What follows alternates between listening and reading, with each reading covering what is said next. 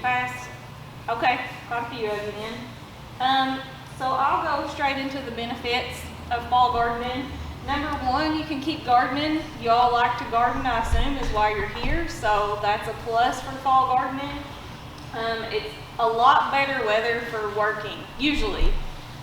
It can be kind of hot still in the fall, but the weather kind of dries out a little bit more in the fall, so it's a little more tolerable to work outside versus middle of June, July. It gets really horribly hot and humid, and it's kind of miserable to work out there. So it's really good weather for working.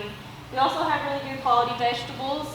Those warm days and cool nights add sugar to things like your cold crops, which is your full season crops.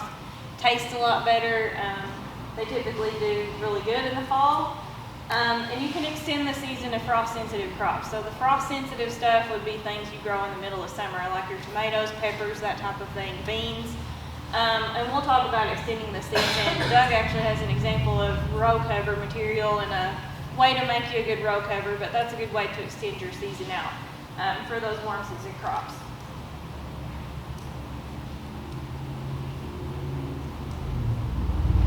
Okay, consideration for fall gardens. One thing, I mean, just like you would with a summer garden, is consider the size and habit of the vegetables that you're putting in there.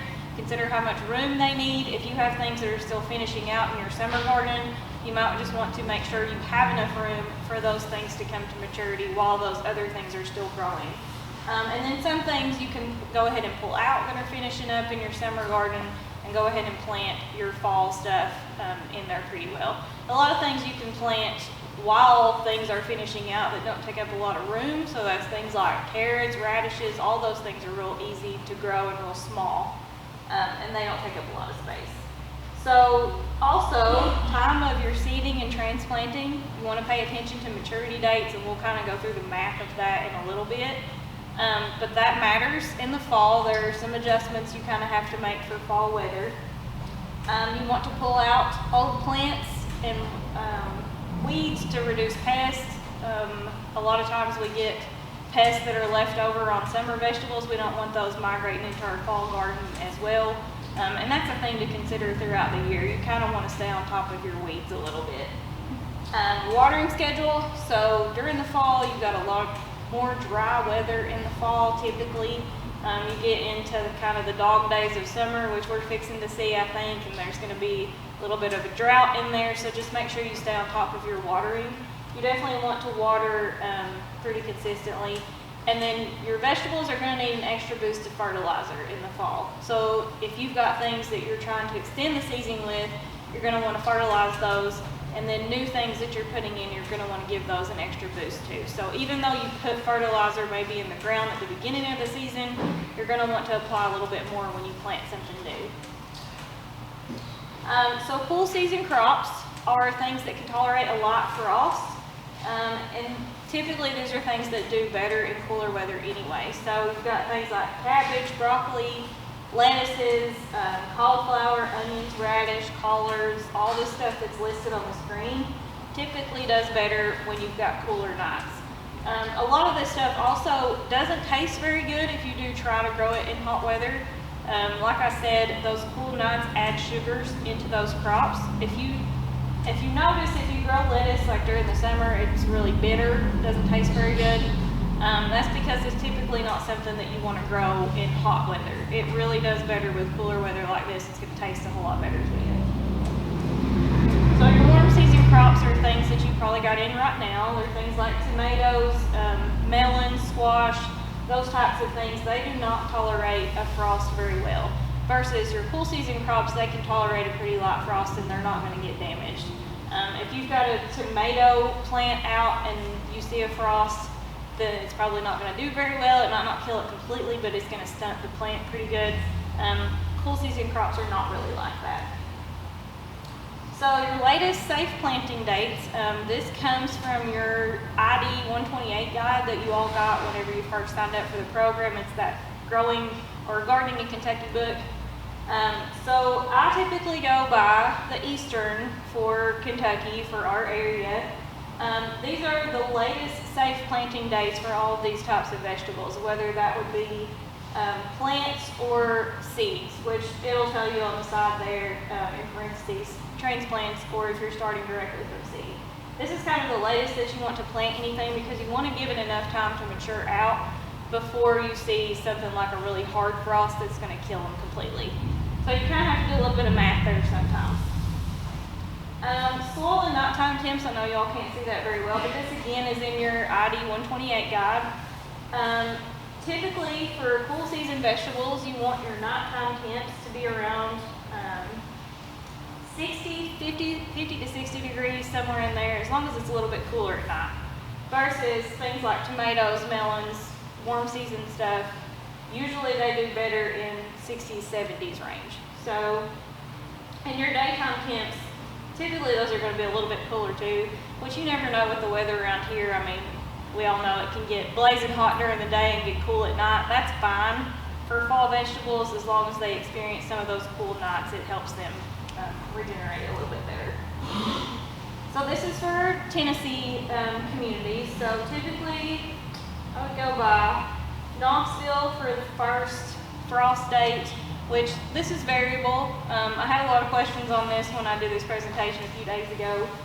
This is not an exact date that you need to go by. I always tell people to look at their weather forecast for anything like that, because with weather around here, you just never know. It could be blazing hot all the way through December. We don't have any idea. But the average date would be around the end of October is when you want everything to be finishing up in your fall garden. And then first frost date in Kentucky is about October 15th. So anytime in there, the last 2 weeks of October, I would say plan to have your stuff finishing out in your fall garden. Plan ahead. So your cool season vegetables, they can withstand frost. This is the math that I was referring to. You want to plan for the maturity at least 2 weeks after the first date of expected frost. So that's your deadline, basically. It can take a little bit of a frost, but it's not going to take a big, hard frost. So plan for about 2 weeks after that first frost date to kind of make sure things are matured out. On your days to maturity, typically it will tell you this on your seed packets or on transplants that you buy. It'll tell you what the days to maturity are. On that, you want to add about 10 days to that because fall weather slows things down a little bit. It takes fall vegetables a lot longer to mature than it does your summer vegetables. So kind of keep that in mind. An example of the math on that is for a broccoli plant, it's about 70 days to maturity. You're going to want to add 10 days for that slower growth rate. So that's a total of 80 days to maturity. So if you plant those basically right now around August 20th, then it's going to be ready to harvest by November 8th. So that's a pretty good way to do your planning on there. Just add about 10 days to the days to mature, and that way you know for sure you've given it enough time to mature. So starting transplants or direct seed. Transplants are when you grow plants yourself from seed or when you buy started plants already in the store. You get them from the greenhouse with this program. These are better for things like cabbage, broccoli, cauliflower, onion sets. You can do garlic and cloves and Brussels sprouts. These typically do a lot better when you already have the plant, the started plant, and put them in the ground because it takes a really, really long time for them to develop into a plant. You don't want to necessarily put those out as seeds in your bare dirt in your garden. But things for direct seeding, you can do peas, spinach, any kind of greens, beets, radishes. Those things typically will grow a lot faster and they're a lot easier to do directly from seed. A note about hardening off your plants, which I think we've talked about this before. If you do have transplants that you buy from a store or if you have them in your greenhouse, you want to kind of acclimate them to the outside weather a little bit because plants are used to the perfect temperature in the greenhouse or store that they came from. And if you immediately take them outside and stick them in the garden where it's going to get 60 degrees at night, they'll probably wilt over and look like they're dead for a little bit, if not completely die. I've had this happen to me many times because I'm just impatient and I take my chances on tomatoes usually every year. I lose one or two, but they usually pull through it. If they do experience transplant shock, you can typically just water them and give them a little bit of extra care and they'll pull out of it. But to avoid that, I would suggest hardening off your plants 1 to 2 weeks before you put them out in the garden. You can extend the season out. This is succession planting with warm season and cool season crops, so you can typically plant things like squash. If you want a continuous succession of squash, you can plant some 1 week, maybe wait a week or two, plant some more, wait a week or two, plant some more, and that way you have kind of a continuous harvest time for things like that. Some good season extenders for spring and fall, though, if you want to protect your warm season crops, or if you want to go ahead and plant a little bit early or keep stuff in late. Some things will overwinter in things like this are high tunnels, which most of y'all probably don't have a high tunnel because they're pretty expensive. But an inexpensive way to do that is to do a row cover, which Doug will show you here in a little bit what his setup kind of looks like. It's pretty cheap, it's pretty cost effective, and it's an easy way to make like a little miniature high tunnel for yourself. And cold frames are like little miniature greenhouses, which I'll show you a picture of those. So this is kind of a row cover example. He has actually a piece of cloth that you can come up and take a look at. Row cover cloth, my coworker kind of described it as the texture of like a dryer sheet. It's sort of like that. It'll allow light to penetrate, it'll allow water to penetrate, but it's going to protect your vegetables from those really hard frosts. And you can leave those on typically, and your vegetables will grow underneath. This one, it looks like it's a pretty easy setup. It's made out of the PEX tubing, which is the plastic tube. Anything that's flexible like that and is going to hold its shape just to keep it up off of the vegetables. And then the row cover fabric, which y'all can feel a little bit, but you can find this online. Usually pretty inexpensive, but that's a good option. So this is probably what we're all more familiar with is, so my father-in-law was typically a really impatient gardener like myself. He would put things out super early. He would put out 250 tomato plants every single year, like 1st of May, which you all know is not a good time to plant tomatoes. So every single night we would have to go out into the garden with bed sheets and whatever we could find and cover up those tomato plants because we knew it was going to frost. So that is an option. You can do that. It helps. I wouldn't suggest planting tomato plants out in the open air in May, but if you wanted to do that, you can cover them up with something like this. It's going to protect them from the frost. What I would suggest is pull them off as soon as the sun comes out, because if you don't, it's just going to bake and smother your plants underneath there. But a lot of people do this because we all get happy around garden time and just put stuff out early. It happens. But that's a good way to just kind of protect your plants. But keep in mind that you do have to pull something like that off of your plants versus the row cover material. You don't necessarily have to take it off right away. So cold frames, like I was saying, are kind of like miniature greenhouses. You can build them pretty much out of anything. You can make a little wooden box, just put a piece of, it looks like there's polycarbonate or something on top of that. We've got on one old windows on another one. Those can be pretty cheap and easy, and they're essentially just like a little miniature greenhouse. You can grow lots of stuff in there. And then of course you can do a greenhouse. There's a really cheap option of, looks like a cattle panel that is the hoop structure of it. It's got greenhouse plastic and just frame up you a door with wood, and then you're good to go on that. Or you can do something like the one on the right is my greenhouse. I have polycarbonate panels on it, which is just going to last a little bit longer than greenhouse plastic, especially if you live in an area where it gets windy really easily. Most of the time greenhouse plastic is only going to last you a couple of seasons if you live in a windy area or anything like that. Versus polycarbonate is probably going to last a whole lot longer. It is a little bit more expensive, but you kind of get the bang for your buck throughout the season. So there's a lot of different options for greenhouses. They don't have to be anything crazy expensive. And then of course high tunnels, which most of us probably don't have, but high tunnels are confused a lot for greenhouses. but they essentially do the same job as a greenhouse. You just plant things directly in the ground beneath the high tunnel, versus in a greenhouse you grow things in pots or trays typically. So care during the growing season is much the same as a summer garden. You definitely want to utilize mulch. I'm a big proponent of using mulch because it helps a lot to control weeds. Number one, it helps with water evaporation. It helps maintain the temperature of your soil so that it doesn't get too hot or too cold. Really helps a lot with weeds.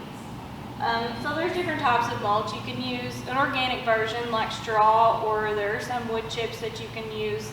I would say if you're going to use wood chips, you want to make sure to kind of rake them back and deal with your plants versus letting them, digging them into the ground, because as those break down, they could pull nutrients from your plants, and you don't want them to do that. But if you use wood chips, you can just leave them on the top. They'll be just fine. Just rake them back whenever you're planting stuff, and then they'll be good to go. I typically use straw, just because it's what I have the most of. You can use hay, but I would warn against using any type of hay that you don't know if it's been sprayed with pesticides. If it has a lot of weed seeds in it, you don't want to introduce pasture weeds to your garden. Trust me, my garden is in a pasture or former pasture, and I get those weeds terribly every single year. You don't want to deal with those. Then inorganic types, you can use things like plastic or rubber mulch, fabric, things like that. I wouldn't necessarily suggest it.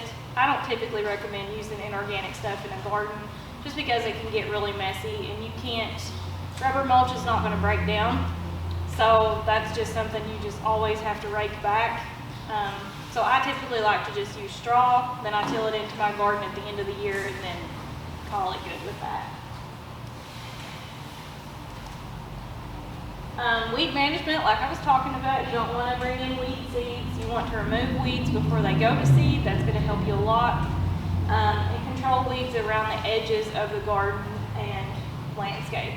Not only is that going to reduce weeds, it's also going to reduce insect pressure, because a lot of your fall vegetables are susceptible to insects and diseases, just like summer vegetables. So that's always a chore that we have to do, unfortunately, is deal with weeds. And then fertilization. So there is a chart in your book in ID 128 that talks about fertilizing during the season. That is your side dress chart. Typically that's when you'll need to add nitrogen throughout the season, and it has a list of all the vegetables and the times that you'll need to fertilize those vegetables. Some of them is after the first bloom, some of them is after the first harvest, like tomatoes. But again, like I said, your vegetables are going to need a little bit of an extra boost in the fall, just with anything. And this is per plant. You can apply 1 pound of actual nitrogen per 1,000 square feet. So if you want to fertilize your entire garden, you can do it that way. You can do it by row, you can do it by plant, however it is that works best for you. And if you were able to get some of the fertilizer here, that type of fertilizer is organic. So you can put it directly beside the plants or in with the plants, and it's not going to hurt them. That's what I really like about organic fertilizer. Versus if you use a synthetic kind, typically those are things like triple 19 or like your lawn fertilizers. You have to pay attention to the bag. It'll tell you to place them so far apart from the plant, because those are a lot stronger than organic types and they're a lot faster release. So water, like I said, is important for fall vegetables. You want about 1 inch of water per week. And one thing that you don't want to do is just take like a half-empty glass of water and dump it on your plant and call it a day. They like a really thorough watering, especially things that are deep-rooted. Make sure you water them really thoroughly, and then you don't have to do it necessarily as often. So application methods: wet the soil, not the plant. That's what most plants prefer. If you wet the leaves, a lot of times that can introduce diseases like mildew, things like that. So be really careful when you're watering to just kind of get the soil around the root if possible. And you can install some type of automated system. Drip irrigation isn't as hard as it sounds, believe it or not. You can hook up a soaker hose, things like that, to make it a little bit easier. When we talked about it in the beginning of this program, we said when you're planting your garden, make sure that it's close to a water source. because that's the thing that's going to be the most time consuming for you and probably the most labor intensive is watering your plants. Insect and disease management. When you're scouting for insects, make sure that you look on the underside of the leaves because that's where a lot of insects like to hang out. You can miss them if you're just looking for the top. Check the underside of leaves. Properly identify insect pests and diseases, I will say, before you go to using any type of pesticide. You want to make sure that you know what you're targeting and make sure that the application is actually going to work, which I can help you with at the Extension Office in McCrae County. I know Anna could help you with as well. If you have questions about any type of insect, pest, disease, whatever it is in your garden, just let us know. We can figure it out for you, or we'll know somebody that can figure it out for you. But one thing to consider is to use cultural practices first before you go to anything like a pesticide. It's going to save you some money, and usually it's the more practical thing to do. So, number one, like we talked about, remove your plant debris that's finished out. That's going to keep those pests from overwintering in your garden. It's going to get rid of the ones that are still on there and keep from introducing them to your new plants. Make sure your vegetables have good air circulation. So that's when it comes into when you're planting. Make sure you've got enough room for everything because if they're too close together, it's going to introduce things like mildew, a lot of diseases. They like those close quarters like that. And choose disease-resistant varieties if you possibly can. Especially if you have issues with insects and diseases in your garden and you don't have enough room to rotate your crops, try to go with disease-resistant varieties. And it should typically tell you that on the seed packet or on transplants that you get. And there's more of those listed in your ID 128 book. Use labeled fungicides for diseases when needed. Fungicides are protectants though, so they're not necessarily made to treat the disease once it's already gotten so bad. You want to spray a fungicide when you notice the first sign of disease.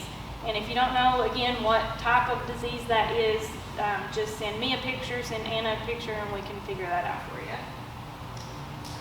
Good coverage is needed on the underside of the leaves too, so just make sure you remember that when you're spraying anything, you want to get it on the top and undersides of the leaves so that takes care of those issues.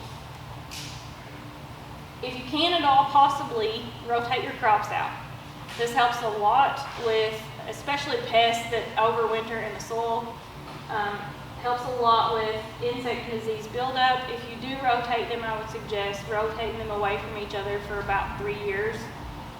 2 to 3 years should be fine. If you can rotate them at all, I would suggest doing that, especially for things that are related.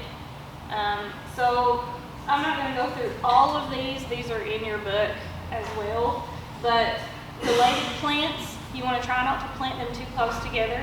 I've made that mistake many times. I've planted all of my cabbage, cauliflower, and broccoli in the same spot. Cabbage, cauliflower, and broccoli all attract cabbage worms. They will all decimate your plants completely. So if a worm sees a big patch of things, it's going to go for it immediately and get rid of all of it. Versus if you plant them kind of sporadically or spread them out a little bit, it's going to have a harder time getting to all of those plants, and maybe all of them won't be destroyed like mine were. And then things like tomatoes, peppers, potatoes are related. They attract the same pests. I have a lot of issues with flea beetles if I plant those things too close together, so I try to always make sure that I separate those things out. So just keep in mind to not plant things that are related so close together if you can. Resources, of course, the Extension Office is a huge resource. Myself and Anna can help you in Kentucky or Tennessee. If we don't know the answer, a good thing about Extension is that we're connected to universities. I'm connected with UK, Anna's connected with UT. We can find specialists that could answer your questions. We can find other agents. There's always a network of us. If we don't personally know the answer ourselves, we can find it out for you. And then, of course, your ID 128 Gardening in Kentucky Guide. And then there's another really good publication from UT, actually on fall gardening. I haven't been back to my office, so I couldn't bring a copy of it for y'all, but I can probably email it out. Really great publication that pertains to fall gardening in Tennessee. It's really good and short and sweet. Okay, and that's it. Does anyone have any questions? It's a little bit hot in here, so if you have any questions, I'll be around, and Anna will as well, but I'll turn it over to Doug, and he can show you his setup and what he gets going in his garden. As big as the ones that Tracy showed on the slides, but mine are like 12 foot wide by 40 foot long, and it's one of the first ones that Grow Appalachia actually made there in Berea, made the kits for. So that's the one that I've got. They do really well. I can extend for example, my tomatoes till I can actually pick some ripe tomatoes in my high tunnel close to Christmas time. To do that, you notice the high tunnels that she had pictures of had the sides rolled up, which what you have to do that in the summertime when you're growing in there, because you have to have the airflow. If you got a piece of plastic and the ambient temperature outside is 80 or 90 degrees, what do you think it's going to be inside of a structure that's covered with plastic? Probably at least 110 or 120. I mean, it's pretty bad, so you have to open it up. But in the wintertime, you use that same wiggle wire that holds the top plastic on down all the way to the ground, and it helps a lot. Of course, if you have a really severe freeze before that time, all bets are off, okay? But it's pretty exciting to be able to have tomatoes at Thanksgiving that you just picked, or even Christmas I did one year. But the next best thing is the low tunnels that she mentioned. I've progressed in the way that I do this over the years. I started out with some PVC plastic, like 1/2 inch plastic water pipe, basically, and just bent it over and created a tunnel and put the row cover on. And I've got a little small piece that I'm just going to pass around. It's a little bit dirty, but I know what it is. okay. Again, it looked kind of like a dryer sheet, but I just ripped off a piece because the part that I have is like 18 foot wide and about 50 foot long. I didn't want to bring that in, but that's what I use on my rows. Half of my garden are raised beds. Half of it is just regular row in ground, rows like everybody else has, like I always had. But I try to put these row covers, low tunnels, on my on my raised beds, and it works out pretty good. I've been real successful at growing a lot of these cold crops that, for example, cabbage, broccoli, cauliflower, Brussels sprouts, lettuce. I think I picked the last lettuce sometime in January of this year that I planted last fall under those row covers. The way that I do the row covers is I uncover them on days that are nice. If it's going to be cold, I leave them covered up. But anyway, I started out with the PVC, and I did it about every 4 foot along that section. And then I covered it with that cloth that's being passed around over the whole length. And the thing about that cloth, you want to get that down in contact with the ground, because if you don't, then the temperature is not going to be moderated as much as if you're in contact with the ground. So I started out with that, did really okay the first time. The next year I had PEX, but I started out with like a 1/2 inch, and I'd probably recommend at least 3/4 inch if you go with PEX. But the thing about PEX, it's a new type of plumbing pipe that actually will expand, like they use it in plumbing, because it will kind of swell and expand without actually rupturing the pipe like a hard PVC pipe or whatever does. So it does really well. But we have something in the wintertime around here that falls from the sky. Anybody know what that is? It's kind of white color. Snow. PVC, PEX, once you have a couple of inches of snow on top of that row cover, I mean, that's an incredible amount of weight, and it'll collapse, okay? But a lot of your plants will still survive. And believe it or not, that snow cover, if you can keep it up off the ground and on top of that, that adds insulation to the temperature inside that low tunnel. So, but anyway, I have since gone to 3/4 inch conduit pipe. I bought a pipe bender off of, I think I bought it on Amazon or something, some company that makes these things. And I just bent this. This fits perfectly on my 4-foot raised bed. And I've got four 4x10 raised beds in about 4 rows in my garden. So I put these about every 4 foot, all the way the length of that, and that 50-foot row cover is just perfect to cover that 40-foot length, plus have about 5 foot on each end to kind of wrap up and stake down or tie it to either a T-post or a piece of rebar or something like that to provide some support. But something else that I've done is, and you can do that with the PEX or the PVC, the water pipe or whatever, but if you get these up and so far apart, the whole length, get something and attach it to this in each consecutive one and keep that tight, and take that. What I use is, I bought some tarred twine from Memphis Net and Twine Company out of Memphis, Tennessee, that's used for commercial fishing. It's a big thick twine that's dipped individually in tar. I mean the whole length of it, not just the whole roll once it's rolled up. It's dipped in tar, and that stuff grips really well. So every time I get to the next 4-foot section, I'll wrap that around, and every third one, I will tie a knot and then keep moving on. So that keeps the wind, or helps mediate the wind if it's real high, or snow cover. I had a pretty good snow on this thing with that setup, and it maintained. Of course, this is metal, and this is a whole lot stronger, but this really works. It's pretty exciting when you can go out and harvest. I think the last cabbage that I collected from in my low tunnel was in February, maybe early March of this year. And a lot of these things that go through the winter, like Tracy mentioned, they have a higher sugar content and they taste really well, really good. Carrots, I don't even grow them any other time of the year because they taste so good growing them through the winter.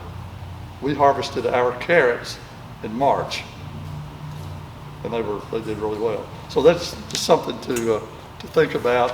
This is more expensive, and then you have to have a pipe bender. I loan mine out a time or two, and I'll be glad to do that with you all too, if you want to do something like that.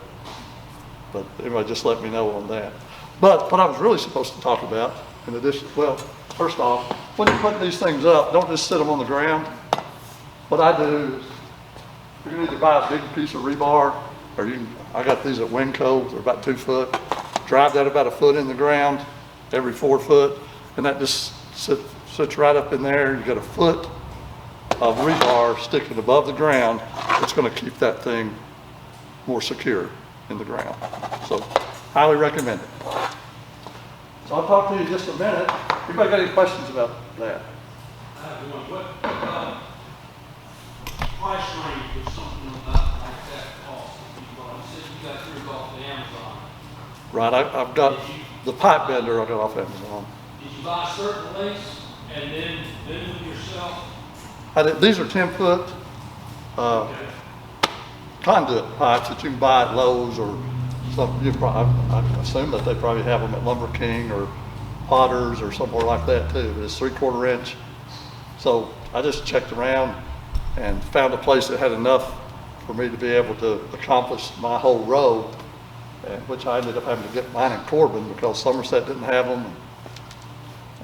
And my closest Lowe's, but shop around. I didn't buy that off of Amazon. I bought the pipe bender, and it was like I'm thinking it was like $34 or something like that, which seems like a lot, but it's something that's not going to break or tear up, and it's something you can use for a long time. So I would recommend that. Any other questions? the road cover, look up Agribon, Agribon, and I think that what we get, Lisa, you probably know, which Agribon was it? Was it like 50? It had like a 50% light reduction in more of an insulative thing. Okay, I know she had some several years ago, right when Grow Appalachia just started in Scott County and the Prairie. But anyway, you can get that. I would recommend, again, if you buy it on Amazon, Agribon 50 probably, and look for it at least, depends on how you're going to do it. If you're going to do it in a raised bed that's a certain length or whatever, for my 4 foot, I need about 12 foot wide piece of that. And I go about 5 foot beyond on each side of that. So it's not really expensive. You can get this also somewhere like Martin's Produce Supply in Casey County, which is a Amish or Mennonite run greenhouse supply company, vegetable garden supply company. Highly recommend them. They tend to be a little bit cheaper as well than a lot of places. But shop around, and it's worth it. That investment in that Agribon, for example, if you take that down when you're through with it and store it dry, you'll be able to use that for several years. I've been using mine for at least 5, and it may look a little bit dirty on the, when you first get it, it's pretty white, but you know, if you're using it all winter long, it tends to get a little dirty. It still works, but you can keep it for a lot of years. So it's a long time investment and well worth it. The rain go through it? The rain goes through it, and the frost, usually, it won't frost inside, but if it gets a real severe freeze, you know, you're gonna kill whatever's in there. So, it's fun too. What do you build your beds out of, your raised beds? I just built mine out of 2-inch wide, 12-inch, 2-inch thick, 12-inch wide, white oak, untreated, and I've had those raised beds for probably 7 years with that. A few places, the board's starting to split a little bit, but it's still holding the bed together and it works fine. So I try not to use treated lumber, but oak is pretty resistant to rot. It will rot, but that's what I use. I got that rough cut at a sawmill. Okay. I was supposed to talk to you about cover crops, and really there's a lot of things that you can do, but early on this year we made mention, and Tracy mentioned tonight, never leave your soil bare for very long at a time. I've got some raised beds that just out of life happening and all that you take the plants out, and of course what usually comes in, you take your vegetable plants out. Weeds. It comes in even with your vegetable plants, but it's worse. Nature tends to cover the ground with something, and it usually starts out with annual weeds, ragweed's a biggie, those kind of things. But if you don't cover it up, it's going to dry out the soil ecosystem there. The worms, the microorganisms are all going to end up dying out or moving away, and you've got a dry, hard piece of soil that's not very productive. So it's real simple to keep something on it. Grass clippings, believe it or not. Of course, I wouldn't recommend if you got a lot of weeds in your grass, or wait until you got a lot of things blooming in that. But if you've mowed your lawn and you don't have a lot of grass seed and all that, mow it, collect the grass clippings and put that on top of it. It makes a huge difference. On my 4 beds that I'm planning on doing this year, I harvested my onions and my garlic, all the stuff that were in those and immediately covered those over with grass clippings about 3 or 4 inches thick. Now it shrinks down till you just have a kind of a thin, maybe an inch covering on that. But even when it was dry, you could go out and pull that back and the soil's still moist and you can still stick your hand down in it. So keep something on it. A good way to do it is to plant a cover crop. And what is a cover crop? Anybody ever plant cover crops? It's usually some kind of an annual plant, some kind of rye or buckwheat, or I'm trying to think of a lot of the other, what? Oats, somebody said something back here. Wheat, those kind of things. But something I think that works this time of the year, that works really well, is something that most of us like to eat. Turnips and mustard and kale and stuff like that. Sow that, even if you don't like it, sow that, and that stuff is going to stay there most of the winter. And before it starts blooming or before it starts setting seed in the spring, make sure you cut that. Chop it down, till it in, whatever you got to do. Because trust me, a lot of the cover crops, if you don't kill them before the plant produces seed that next spring, they're going to be as much of a weed problem in your vegetables as regular weeds are. I have kale still growing now. I mean, what the Japanese beetles didn't eat. Yeah. Just leave it? You want it kind of thick. So if you can buy those kind of seeds in bulk and just cover the area that's... Will the kale, like, kill the weeds? It suppresses weeds. Because Yes. mine is eat all the weeds. Yeah. If you sow it thick enough, you cut, I mean, when that cover crop starts growing, it shades out the sunlight from that, and that sunlight is what causes weed seeds to germinate. So that's just a good way to do it. Even that grass clippings will suppress weeds. Anything that you cover it, because think about it, nature is trying to preserve that soil ecosystem one way or the other.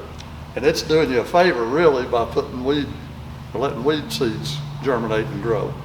But we don't like weed seeds because they're hard to deal with. So, you know, we prefer to keep those out and grow something that's So you don't cover it with good. black plastic like you see as you're driving? You can do that. That's a type of mulch. Black plastic? It is.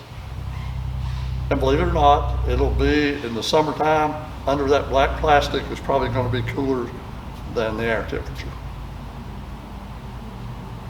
But again, you're talking plastics and they break down, and you know, we don't really want those in the soil, but they work.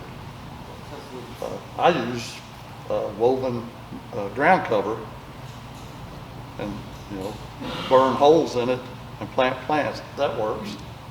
But again, the better way is to either mulch with wood chips or straw or something like that, because it's organic and it's going to break down.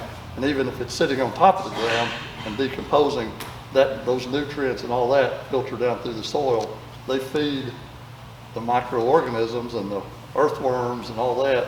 And that's what really, healthy soil produces healthy plants, and healthy plants have less problems with disease and pests than a sick plant. Would you agree with that?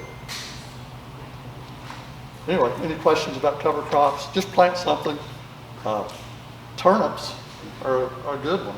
I mean, they produce a pretty good root. There's a one called daikon radish, which is you might call it iceberg lettuce or that style, but they produce really deep roots. And what they do is they're pulling nutrients up from deep in the ground and get it up into the radish up there. And if you don't eat it or whatever, you till that in, those nutrients that were probably out of reach of the plant before are now brought up near the surface and will benefit your plants that you grow that next year. Those are really beneficial if you have hard clay soil. Maybe they'll break that up and that organic will be left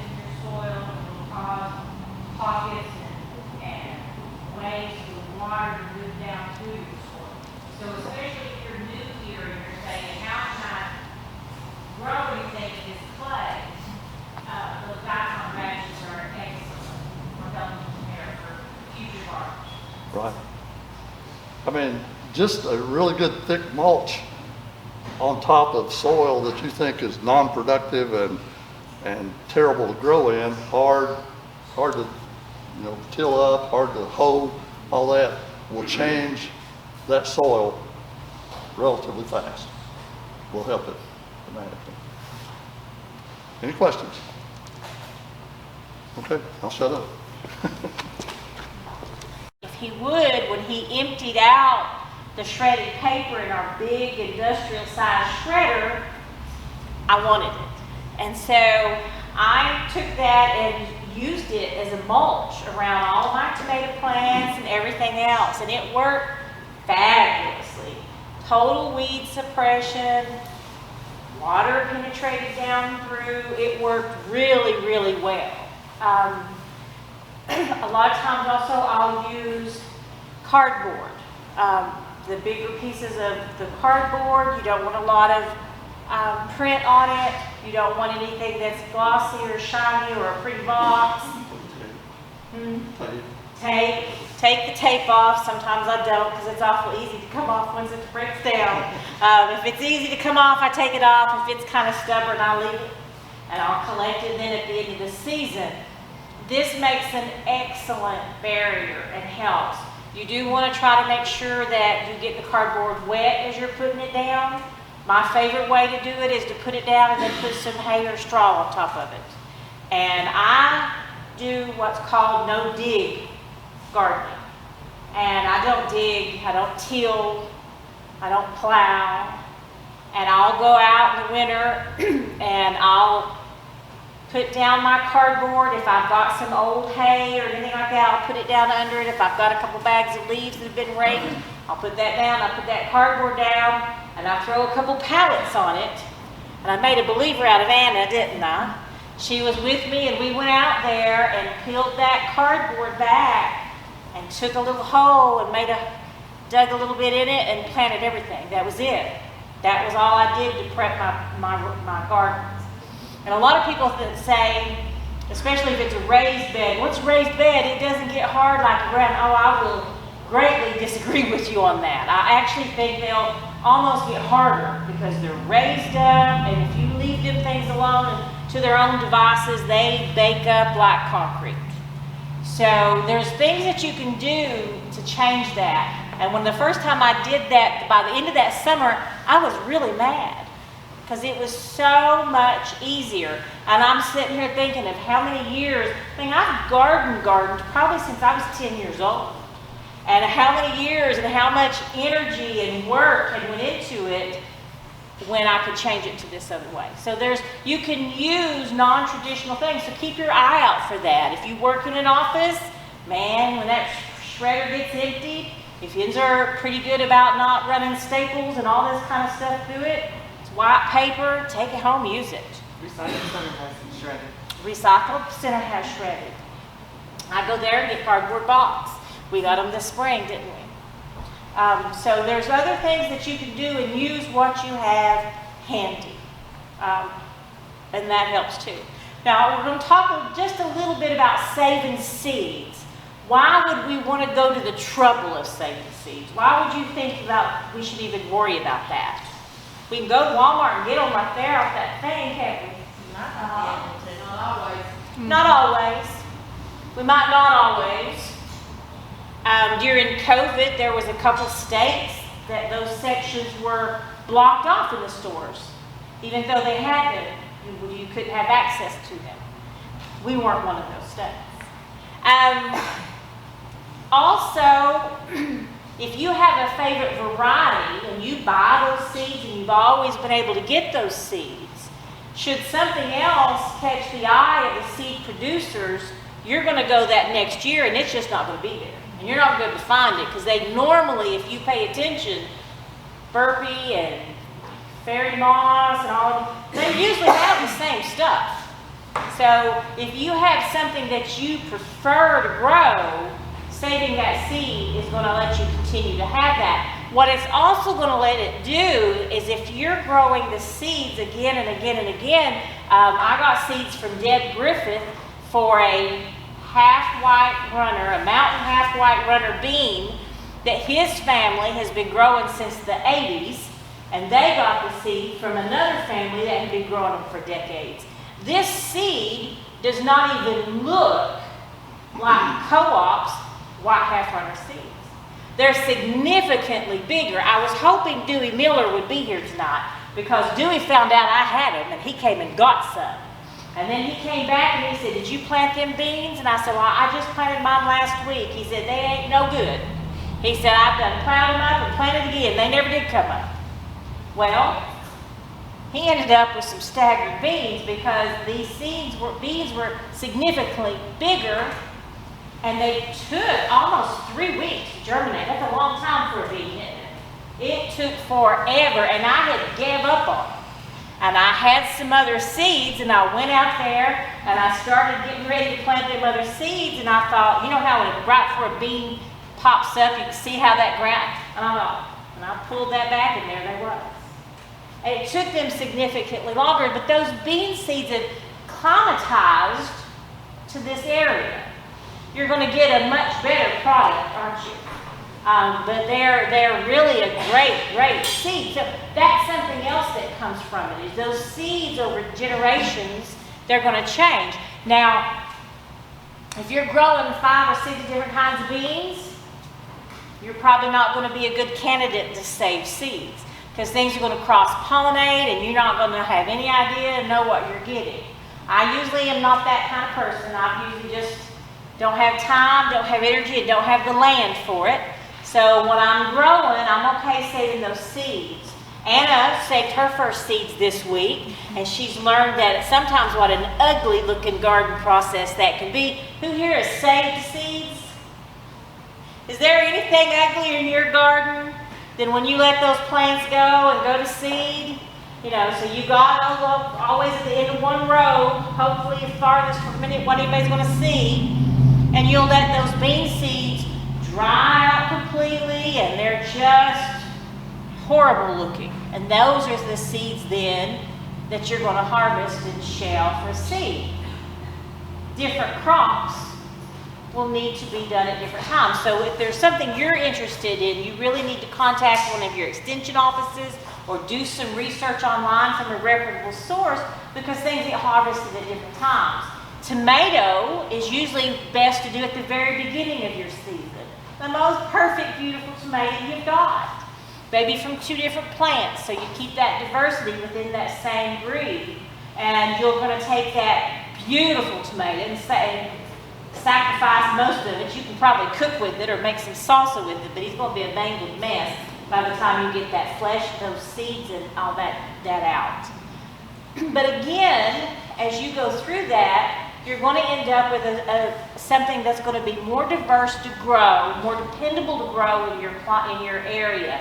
And it's going to be extremely important down the road if it's something that you and your family love, because there may come a time that that variety is no longer what's in and isn't what's readily available. You can always go to some of the more Bacon Creek and other places and find just about everything.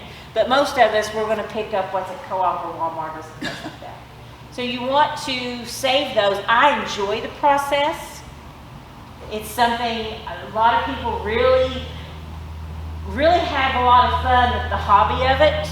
Did you mention seed savers? Did I hear you say something about that, Tracy? The seed swaps but I've used them. Oh my gosh! You want to find some crazy gardeners. You find a seed swap, and they have them all around our areas in Knoxville and other counties. And everybody comes in, they got their little, man, you think they're dealing drugs. It's so crazy, isn't it? Man, they're so excited to tell you, and they'll have pictures, this is what it looked like, and then swap them the seeds around, and it's a lot of fun. It's a great time. We all know that most of our family that don't care nothing about the garden, they're tired of hearing us talk about the garden, aren't they? Yeah, well, these are people who love to hear you talk about your garden. So it's a great chance to meet new people, find new varieties, keep that heritage going. That white half-runner was one. Some white sweet potatoes that's been grown for decades was another one that we've recently came. There was something this summer, but I can't remember what it is, but they're supposed to be bringing me seeds. If they do, I'll know when they show up. I'll remember then. But there's a lot of that. It's important, I think, especially if you've got little ones, even if you only do it 1 year, but just save those seeds out. Cucumbers, you let them go a little past, and then you pick them. And what I've been reading is those squash and cucumbers, pick them and then let them sit again for another week or so, and then you'll have many more viable seeds out of it. But it's different. There's no, oh, this is how you save a seed. It's really dependent upon the crop that you're wanting to save. I encourage you to think about finding one thing. Anna's this year was black-seeded Simpson lettuce, wasn't it? Yep. And she got some picked, and she got her salads out of them, and then all of a sudden that came up, and she said, well, what do I do with it now? And I said, we just wait. And so hopefully she's going to have a lot of seeds to share, because there's a bunch of it we've got coming up out there. But that's another part of it, is sharing and giving those seeds to our neighbors. We were talking, I was sharing with her the other day, that's what our grandparents did. They saved those seeds, they shared them, they traded them, they sold them, they gave them away with love and good spirits. And that's one thing I love about a gardening community, is you have a chance to do that. So if you're interested in saving seeds, you can contact the extension offices. Let us know what variety it is that you're interested in. We can get you specific information for that. Seed Saver Exchange online is an excellent source. There are several out there that are really great at that, have videos on YouTube and all of that. But I think that's just about it. Does anybody have any questions about anything that was discussed tonight? I've got tickets somewhere. Where can you purchase to transplant the cool crop plants like broccoli and cauliflower? I have not seen them anywhere. I had never seen any. I did see some last fall. I saw last year. Last fall, Walmart had got some things in. For me, for a lot of my fall stuff, I grow from seed. It's hard. Tracy, do you know anyone that's got plants? Occasionally they'll have some at Tractor Supply, Walmart, Lowe's, places like that. They don't have any here. Okay. It may be a little bit early for that. It might be, yeah. Now, if you planted Brussels sprouts by seed, like I just did mine today, is it that time? Did you do a seed tray? No, I just direct sowed into the ground. Okay. Might take a little while for it to produce a plant, doing it that way. Yeah. For those type of things, I usually recommend starting them in a seed tray and letting them get established before you put them out in the garden. But they might do something. Yeah. They might, and a lot of times it's so hot during the days right now. Some seeds, they won't germinate if it is that hot. They like a nice 70 degrees, a lot of them, don't they? So, you know, a lot of times that stuff might get started. If you've got any seeds left, sprinkle you some in a little egg carton or a seed tray or something and see if you get some extra little plants come up. I've never been successful growing Brussels sprouts. I plant them every year, but what I have discovered is that when I let them go and I don't get Brussels sprouts, all of a sudden they're covered with these beautiful little flowers that are very tasty, and I eat them in my salads. They're delicious. I grew Brussels sprouts for the very first time in my life last year, and I kept looking down into the center. I'm like, well, where are these things? I don't know. Nobody told me that they grew on the stalk. Yeah, they grow all the way up through there. But the flowers, I usually, with my broccoli and everything, I eat flowers. That's what I did. I pick them out in the yard, right out of the garden, and just munch on them for me. So I would love, I'm hopeful someday, though. I'm hopeful someday I'll do it. I don't know what I'm doing wrong with those. But has anyone's garden completely played out yet? Mine's really just now starting to do well. So I don't know. It's been a very weird year. Last year was weird, but this year's been crazy. I'll tell you something good on cucumbers. Get you some raised powder stuff and put on. You told me about that at the fair. She likes to sprinkle the... I have eaten so many cucumbers right now, I'm about to burn myself. Well, they're excellent. We just had that class today at someplace else. High in vitamins K, magnesium, manganese, and what's the one that's in bananas? Potassium. high in all of those. Very, very good, 95% water, and a medium cucumber. The entire thing has 30 calories. Can't beat it. So that's a good snack to have. They say that for diabetics, the best medicine. It really is, and I was reading that today. I can't remember if it's the manganese or the magnesium that helps level out blood sugars. Yeah. But yeah, we just had that lesson today in one of my classes. Cucumbers and zucchini, I got nothing. Nothing. I did not see a single zucchini. I see somebody like they're getting ready to pass out from the number of cucumbers and zucchinis We that they've got. had over 200 cucumbers on our gardens this year, and the same as zucchini. Mine are like round balls. Tim killed mine, did he? I've really heard a lot of that. I've heard people say that their tomatoes were crazy, but they didn't get any peppers. And then I've had people just come in and carrying peppers. Like, well, we didn't get no tomatoes. So it's really been very different all across the county. But now, where I'm at is normally cooler than the rest of the county, and I usually do not get very much rain. My brother and my mother, just down the road on each side, they get lots of rain. And it's been the opposite this year. I went very few spells without rain, and they're just drought almost where they're at. So it's been a crazy, crazy year. Yeah, our corn. Your corn did not? Where's Linda? She was just telling me how many bags of corn, 17 bags of corn on the cob, and how many cut off? 20 cut off. Said she had like over 2 big wheelbarrows of corn they just harvested. So like I said, it's been crazy all across the county. Somebody's sitting here, you're just busted to tell me. It's been a 18 weird and a year. half dozen. She just said she had over 30 dozen ears. You might have been, and you evidently whatever your soil had in it was what your cucumbers loved. Pulled it all out. Their soil had something that kept it Give it forward. all to the chickens. And it's just that easy sometimes. It just comes down to that, doesn't it, Tracy? And we keep getting a bunch of cucumbers off of our garden. They keep coming. That's good. I don't raise corn. You don't raise corn anymore? No, because raccoons like it about a week sooner than I would pick it. Yeah. The last time we raised it, my husband fought the crows and fought the crows. It took 4 plantings to get it up and going. And like 3 days or so before we were going to pick it, those raccoons devastated. But there's a lady out here by Brookfield School. She sells it for, I think it's $5 a dozen shucked and silked. Oh, wow. I know. That's where Mommy and I usually get our corn. I'll just go buy it. So that's what I do. I buy it. Yeah. Yeah.